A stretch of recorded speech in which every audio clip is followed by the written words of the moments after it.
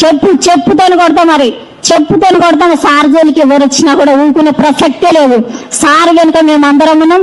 నా తెలంగాణ ప్రజల మీద ఎవరి మీద ఈ ఆంధ్ర ఓడు ఏ కన్ను చేసినా కండ్లు వీకేస్తాం. మళ్ళా జాగ్రత్త బిడ్డ, ఖచ్చితంగా చెప్పుతోని కొట్టడం జరుగుతుంది. నా తెలంగాణ ప్రజల మీదకి వచ్చినా, నా తెలంగాణ వచ్చినా జరుగుతుంది ఖచ్చితంగా.